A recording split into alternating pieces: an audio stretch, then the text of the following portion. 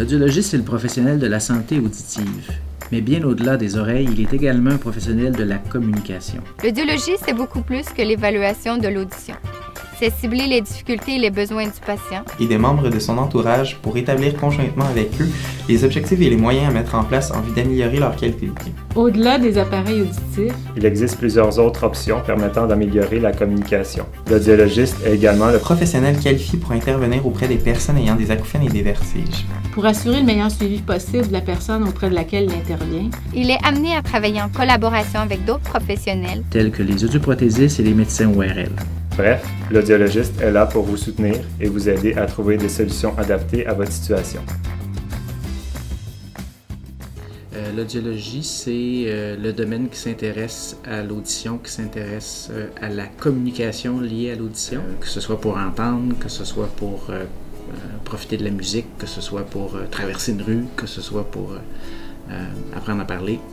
Toutes ces choses-là nous intéressent en audiologie. On peut le regarder d'un point de vue plus scientifique, d'un point de vue plus clinique. Je pense que l'audiologiste, c'est le professionnel de la santé qui est responsable de tout ce qui touche à l'audition et à l'équilibre. L'audiologie, dans le fond, c'est intervenir, oui, auprès de l'oreille du patient, mais c'est surtout intervenir dans les enjeux de la communication. Moi, je travaille dans un centre de réadaptation, donc je rencontre des gens déjà qui sont au courant qu'ils ont une surdité, souvent qui ont déjà des appareils auditifs, mais pour qui c'est pas satisfaisant. L'isolement, c'est assurément un enjeu principal pour les personnes malentendantes. Plus on attend longtemps, plus souvent on va avoir des stratégies qui sont inadéquates, alors que si on intervient de façon précoce, on va peut-être être en mesure, avec le professionnel, de rétablir les situations qui sont difficiles. Il y a 1 à 6 bébés par 1000 naissances qui ont un problème d'audition.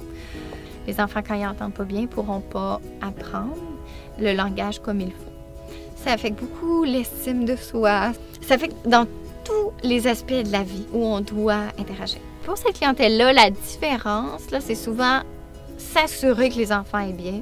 Donc, écarter tout déficit auditif qui aurait pu influencer la communication. C'est un peu difficile, sans faire l'évaluation, d'identifier un enfant qui n'entend pas. Donc, c'est souvent des surprises, souvent des gros chocs.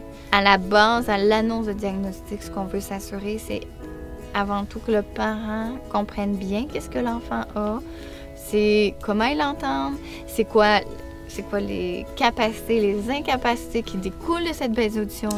Oui, le bruit peut endommager l'audition. Le bruit, mais qu'est-ce que c'est du bruit? Du bruit, c'est n'importe quelle source sonore qui est suffisamment intense, que ce soit de la musique qui va être agréable ou que ce soit le bruit d'une scie mécanique. Les deux sources de bruit peuvent être suffisamment intenses pour créer une surdité. Et c'est là que nous, on va entrer en jeu pour essayer, peut-être être capable de prévenir, de faire suffisamment de sensibilisation pour changer les comportements d'exposition volontaire au bruit, puis peut-être aussi, de l'autre côté, au niveau des entreprises, essayer de faire plus de réduction du bruit. Pas simplement fournir des protecteurs auditifs. Il faut aller plus loin que juste des protecteurs auditifs. Faut savoir que pour être capable de se tenir en équilibre, on utilise 3 sens principalement, donc la vision. Donc si on est capable de fixer un point et que le point ne bouge pas, notre cerveau va savoir qu'on est stable. Le deuxième sens qui est super important, c'est la proprioception ou le système somesthésique. Le troisième système, où est-ce que l'audiologiste entre en jeu, c'est vraiment le système vestibulaire. Donc c'est à l'intérieur de l'oreille interne, on a 3 canaux. Et c'est l'interaction de ces 3 systèmes-là qui font en sorte qu'on est en équilibre. Si jamais il y a un de ces systèmes-là qui est défaillant, mais c'est là qu'on peut avoir des problèmes d'instabilité, on peut avoir des problèmes d'étourdissement, on peut avoir l'impression que la pièce elle tourne. Si c'est quelque chose qui n'est pas traitable médicalement, c'est à nous à aider à ces gens-là à se réhabiliter, à les aider dans leur vie de tous les jours, à pallier aux inconvénients de la surdité ou des problèmes d'équilibre. Un acouphène, c'est un signal neural aberrant qui est interprété par le cerveau comme un son. C'est sûr que comme l'acouphène est un son interne, tout ce qui peut venir enrichir l'entourage sonore de la personne va aider à diminuer le son interne. On se rend compte que pour faire la clinique, ça prend des connaissances de recherche parce que si on veut être à jour dans notre pratique, il faut connaître la méthodologie, les statistiques. Il faut vraiment être actif dans nos lectures, et actif et critique, je dirais, dans nos lectures d'articles scientifiques. J'aimerais que les gens qui pensent avoir un problème d'audition, et là j'inclus là-dedans les parents qui pensent que leurs enfants ont des problèmes d'audition, si vous pensez que vous avez un problème d'audition ou que votre enfant a un problème d'audition puis que vous êtes persuadé qu'il y a quelque chose qui cloche, s'il vous plaît, consultez un audiologiste.